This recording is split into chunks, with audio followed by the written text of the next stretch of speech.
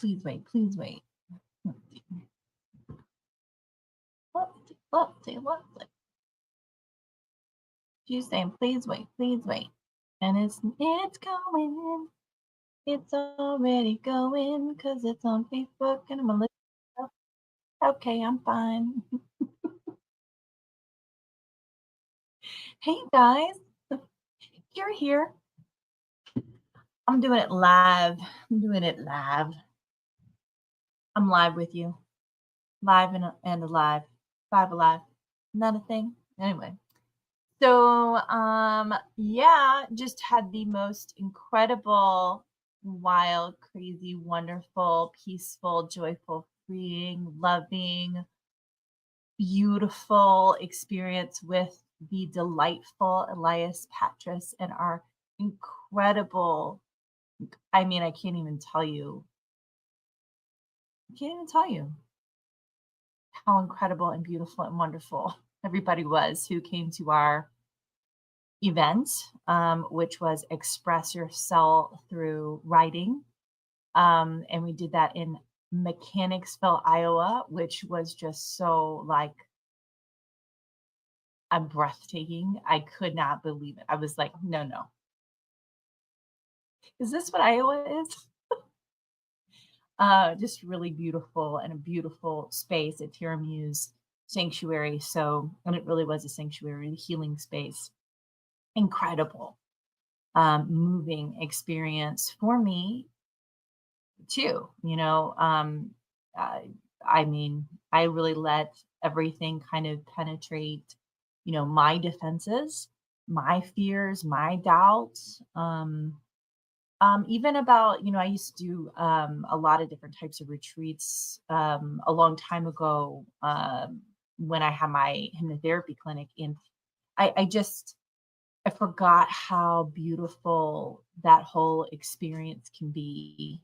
Um, and of course, I've done some amazing work with Celebrate Your Life events with Liz Dawn, and she's just incredible. And the whole team, the Scream team, Mi Familia, I mean, just incredible work. And so, but this is just a little bit different, very small, intimate gathering of writers and creatives and a collective energy of coming together to create a new collaboration. And so I experienced a tremendous amount of healing for myself, even though I was the one that was, putting it on. I think that's something that's so powerful that if you, as the facilitator, can be facilitated, in those moments and recognize it, for me at least, I mean, I was completely discombobulated. I was off balance. I did 15 things I hated before 11 a.m., getting on a plane and doing the thing and being around. Bleh, and, you know, it was just sucked. I got to tell you, it sucked. Waking up at 2 a.m., it was not fun. And they all heard about it. They all knew I was not happy about any of it. And the fear and the doubt and all the stuff that comes up whenever we're in the process of doing something we haven't done for a while and in a new way or a new approach. And so, anyway, gratefully, lovingly, amazingly, empoweringly, um, I got to be around people that are in their own right, incredible creative energies, incredibly creative souls. So much so they didn't even know how incredibly creative they were. And that's just really beautiful to be around. I'm gonna cry because I've just been crying all weekend, like you do. I know you're like, wait, it's Thursday, isn't it? I don't know. Is it Thursday? Doing qigong and energy work and feeling the flow. I mean, just getting to be myself. I mean, I say fuck more than anybody has ever said fuck ever. And I said all of them this weekend, all of it. I was just allowing myself to be me. And what Elias brought up, because I had a really potent moment, a tearful moment of connection on an old traumatic experience. And it was through what was sparked was one is that we were just all kind of open and feeling our feelings and being in the moment of whatever was coming up for all of us. And what I found was that um, what I found is that the vulnerability that comes, whether you are being facilitated in those moments or whether you're facilitating, it doesn't really matter. Because Elias said to me, he said, that really humanized you to me. And I can come off that way really potently. Like nothing is bothering me, nothing's upsetting me, I'm okay, everything's fine. And a lot of times people don't know what the inside world is for me. Sometimes I show it, but not all the time. And being in a place where I felt safe to do that, safe to express, and creating that safe environment for myself through clear boundaries, through understanding, you know, what I needed to be a better facilitator, and what I know as being facilitated in the past, what I needed the facilitator to create for me in order for me to be able to share. So Elias already does this in like, it's incredible at doing that anyway.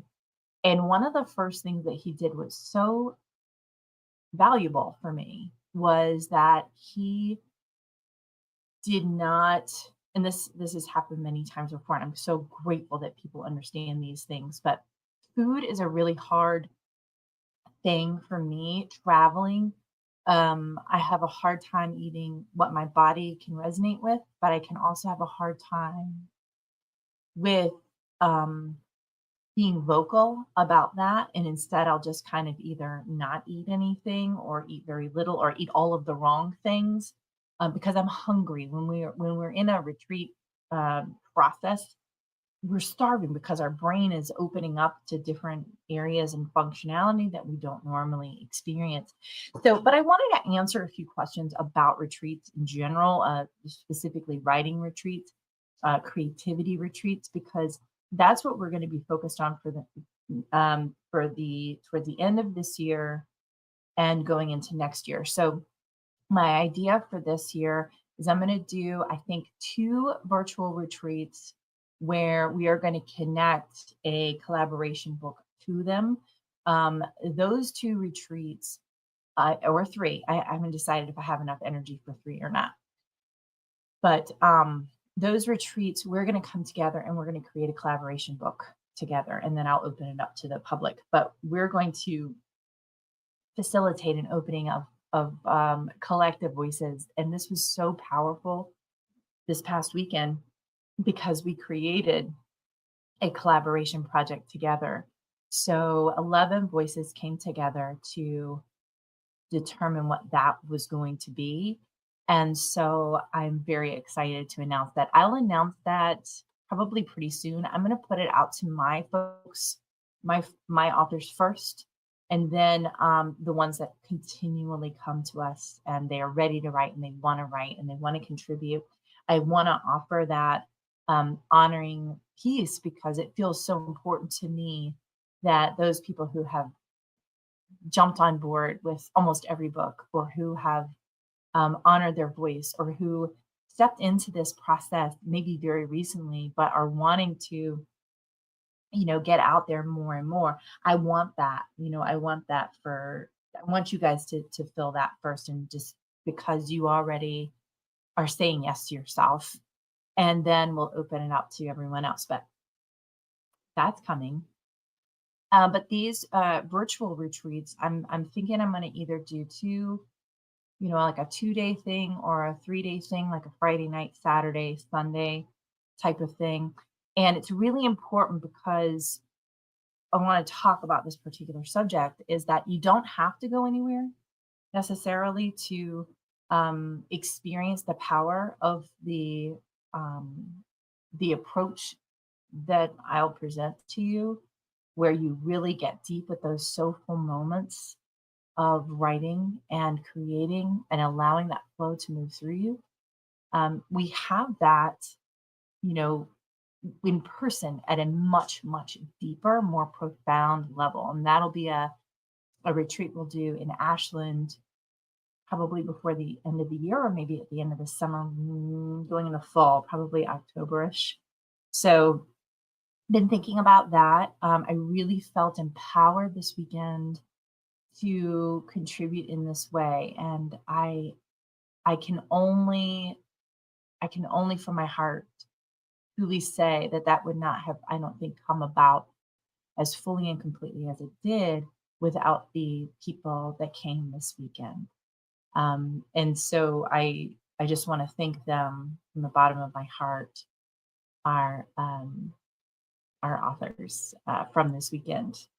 New, completely new to me. Only I think one author came in that um, was somebody that I already knew. That's been in a couple other books. So lots of movement forward there, and I'm very excited about it.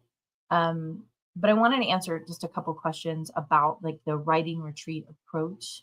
And so here we go. As soon as I find my, that's great. All right. So some of the questions that people ask, so whether it's a virtual or an in-person, we can kind of ask ourselves these kinds of questions because these things, do cost money. We are working on how we can handle the money approach to things, because, I try to be as affordable as possible, but I want to integrate being in the collaboration book with the virtual retreat fee and investment. And so then, we're kind of bringing it all together. So it's one really cool, groovy thing. But I think retreats in all ways are very important. So writing retreats, how stepping away can help you move forward, right? Why do writing retreats work when regular writing routines don't? This is like one of the most important questions I think it's to ask yourself. So when we go to school, like let's say we went to school for writing, I did not, I'm not, I don't know anything about terrible. I know what I like. I know what I don't like, right? And I know that I'm terrible when it comes to grammar and that kind of stuff, but my husband's great at that. So we always find who we need.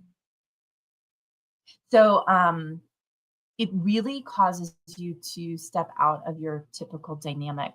And what I would require of my virtual attendees is that they shut the door, or go where I'm asking them to go. Like if I'm telling them to go to a park or if I'm telling them to go somewhere or, carry us with them and, maybe we're on the phone or something. Um, to not be influenced and taking that time for themselves. It's so important to put that boundary up in your everyday life where it says, this is my writing time, because otherwise you get pulled and people want and nah, and nah. But going away retreat is even better for that because you're completely out of that mental dynamic that is, your heart goes out to the person that needs your attention. They don't need your attention. It's just a trick of the ego. It's not really true. And I know it's like you can argue with me upside one, down the other. I get it. I understand how that could feel. I do it to myself too. But ultimately, breaking that down and saying, no, they're okay. And then closing that door or closing that energetic thing so that you can go, I'm going to be focused on this. And it can feel really good. So going away to a retreat, easy, easy, easy. Being at home and setting that time aside is a bit more challenging if you don't live alone or if you have a whole family dynamic thing that's pulling your attention away. So going away, you get out of your daily routine. Really good. If you're doing it virtually, you're going to have stronger boundaries. How can I make the most of a writing retreat, especially if I'm stuck or burned out? So I think for that one is not trying to perform. Start by listening, give yourself permission to rest first. Take a walk, journal, sit in silence. You know, writer's block isn't really real. It's just a nervous system overload. So a retreat gives you space to re-regulate, and once you're calmer, then the writing tends to come through. But what I do with my folks that are taking my classes, retreats, courses, any of that stuff, is that I don't ask them to write right away, and it's just to this answer here.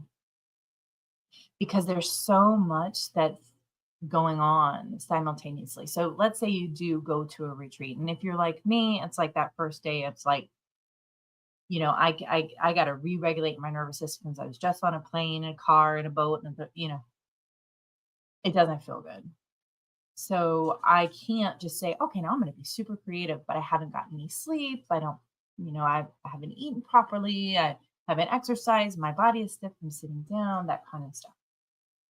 So what I like to do with my folks is first is giving permission. You have permission to do whatever that creative force, that inspiring force is needing right now. And maybe it's a nap, you know, maybe it's drinking a lot of water, or maybe it's taking a walk, just like I said. Maybe it's journaling some nonsense that just no one is going to want to see.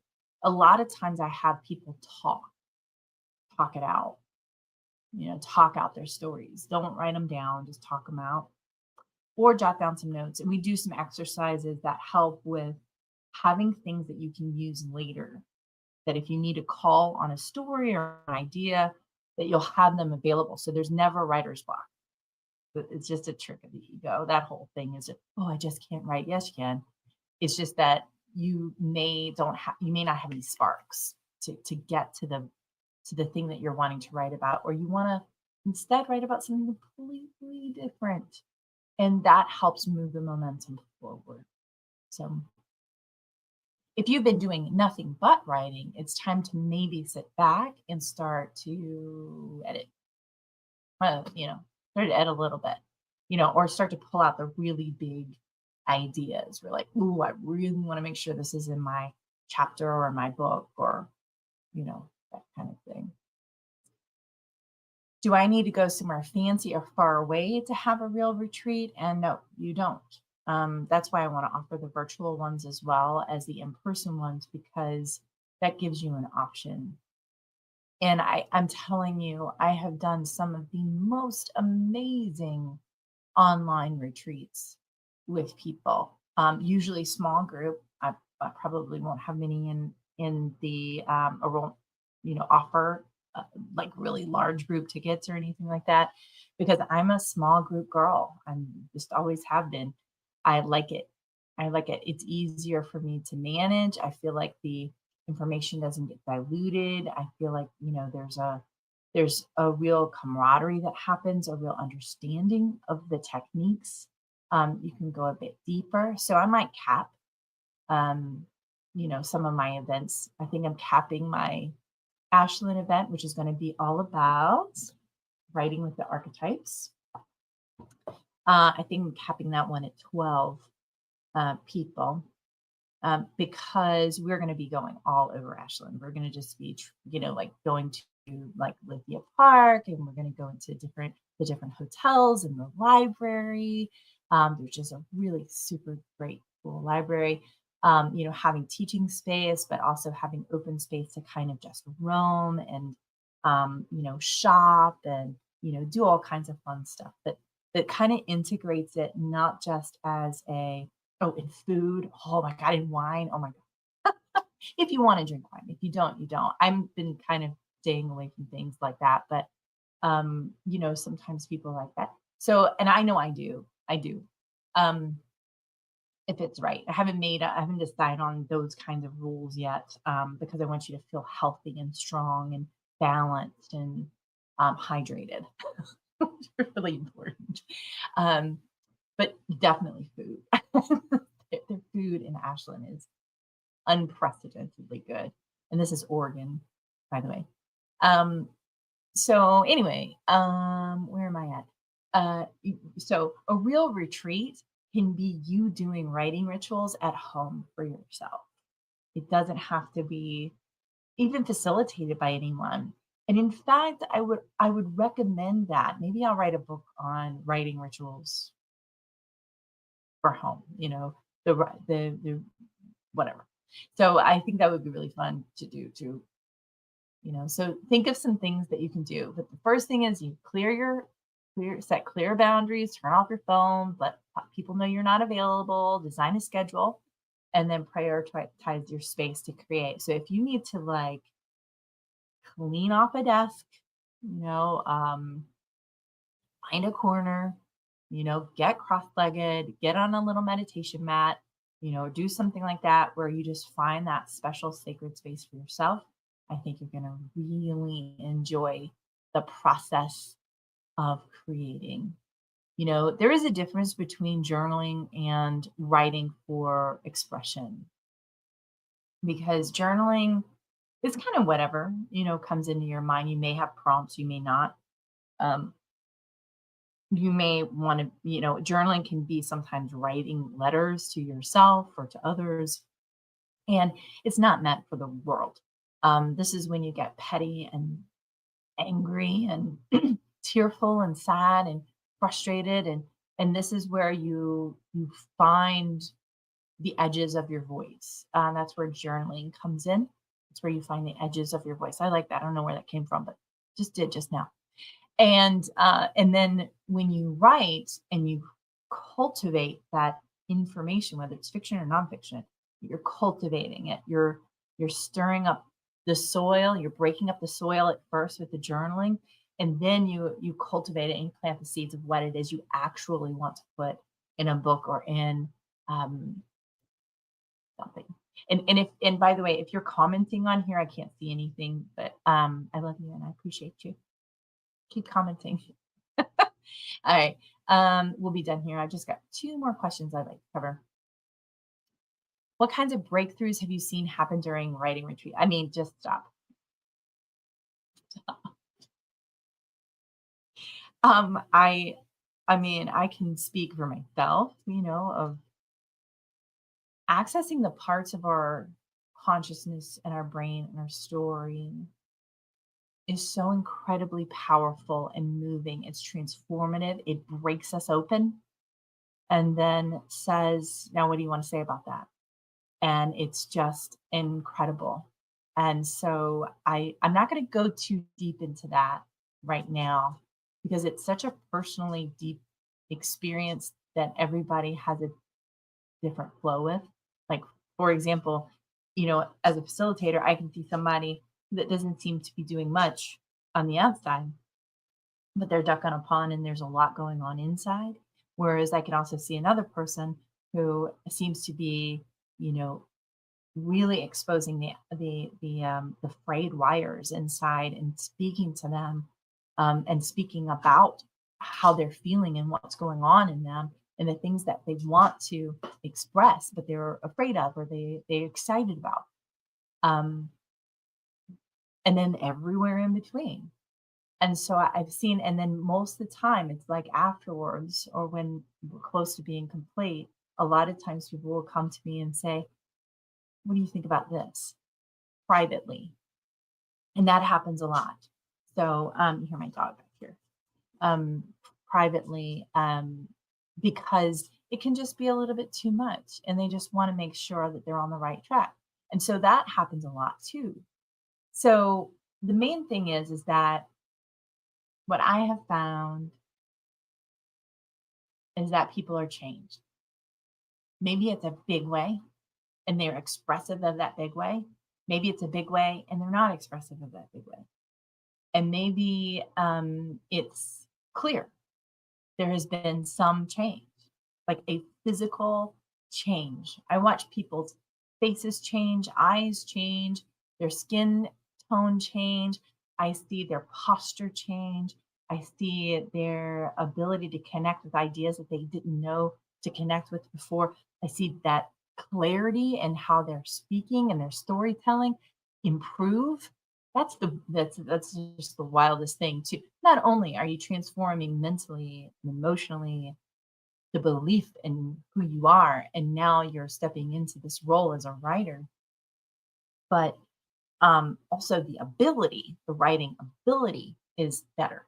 And it's so funny, like for this weekend, how I watched the writing ability shift through their verbal storytelling by just sitting around the table and talking. And I was like, wow, their storytelling is improving because I listened to their storytelling in the beginning of the weekend. They didn't know I was listening. I love you guys if you're watching. They didn't know I was listening. Um, and then by the end of the weekend, they were telling stories more deeply, more richly, with more context, getting to the action quicker, understanding some of the dynamics that we're talking about. Even though I didn't need to write, I didn't need to read a paragraph of their writing to know that their concepts and the understanding of how they can be better storytellers improve. That's super dope. Okay, so we'll move on from that one, but everybody has their own connection with that. But I do think being in person far exceeds anything else, so there's that. Then the last one is, how do I integrate after the retreat so the momentum doesn't fade? So this one is really important. I would say make sure that you go through each one of the whatever your facilitator did during your experience, whether it was a certain activity or something that you really like that helped kind of bring you back to yourself, or maybe it was that one activity. Like, for example, we did a really cool thing where we put some limiting beliefs down. My dog is going nuts. We did there we go. We did kind of a writing down limiting beliefs on dissolvable paper. We did a really kind of meditative, wonderful thing that helped connect the dots on those. And we walked through a lot of that, stuff. So we were already into most of Saturday, so we could access some of that information and understanding of what's going on, and then writing it down, which is a whole other act of clarifying and accessing a different part of the brain. So that, and then we did dissolvable paper and did, some work around that. So then I had people going, yeah, I'm going to go ahead and grab a whole packet of dissolvable paper when I go home, and this is going to be an everyday thing. Well, I had a piece of dissolvable paper because I had a really horrible nightmare. I'm sorry, it wasn't a nightmare. I said that. It wasn't a nightmare. It was actually a very transformative moment in my dreams. It was a grieving dream, not a nightmare. And I woke up the next day and I wrote a letter to the person that I was grieving for, and I did a little ritual, lit a candle, did some like feather clearing stuff, which I learned from Elias, which was so cool. And I have my own feather. It's up there. I had my own feather, so I was like doing the things that he was doing because it felt so good. So I cleared my energy, and then I went in, I wrote my letter, and then I lit the candle, and I had some stones, and I had some things that really connected my subconscious mind, my creative mind, my heart and soul, the grieving process, to help me move through some of the pain that I was experiencing, and sadness and joyfulness and love and connection and healing. And so it anchored it all in for me, which I don't normally do those things. I usually just try to work through things mostly mentally and emotionally. And to have some tools felt really powerful to me. So I did that myself. So it's so many times, we can learn from each other. I learned a great deal from those people coming to the event, and how it felt to remember that I don't know everything. I'm allowed to learn. I'm allowed to develop. And so that felt really positive. So so many things here. I'm incredibly grateful, and so is Jack. I'm incredibly grateful for this opportunity to share this. Let me see if I answered that question fully. Um, I would definitely do something like a reentry plan. Coming back into the world after you've done a retreat can be a little bit startling. I'm going to tell you this story real quick. So I was at the airport. So after I have this like, releasing and clearing and balancing and connecting, energy and meeting incredible people with incredible hearts and incredible integrity with their words. And in a beautiful space in Tiramisu is just absolutely breathtaking. And food, the best food ever. And I'm walking through the airport, which is already stressful anyway to me. Walking through the airport and I hear a guy go, well, he said some really horrible expletive type things to someone. I can't even really laugh about it, but it was like he just was very, very angry. I'll say it's the FNC word to some lady, and he just yelled at her. And I was like, "Oh, no, no, no. I'm not doing this. I am too protective of my beautiful bubble that I've been in this weekend. No, no, no." And so gratefully, as I was walking down the hall, I saw this sign that said socks. And I was like, "Oh yeah, that's happening." So I dip in there, and then it felt like this little cubby oasis. So everybody else was freaking out outside the airport in the lot, the like, where people go into the gates and stuff. And they were all freaked out because it was bad winds. It was in Denver and everybody was losing their mind and because their planes were late and they were trying to get their connecting flights and all this stuff. And gratefully, Spirit decided I didn't have to go through that whole thing. God. And then anyway, I dip in there and I see this young man, very sweetheart man. Um, and I'm like walking around the socks and I'm like feeling the socks. And they're all good feely socks. They're like super soft, but not too soft. Just the right amount of soft. And I'm just going around. And I'm like reading them and they're funny or they're sweet or they're whatever. And I'm like, wow, I love it in here. And I said, I just want to say thank you. And he was like, okay. He goes, why? I said, you have got the best vibe in this store right now. Like, this is the best store I've been in, any airport I've ever been in. And he was like, thank you for saying that. And he was so gentle. And I was just like, wow, what a grateful moment to walk into a place that was already holding the energy of what I was already feeling.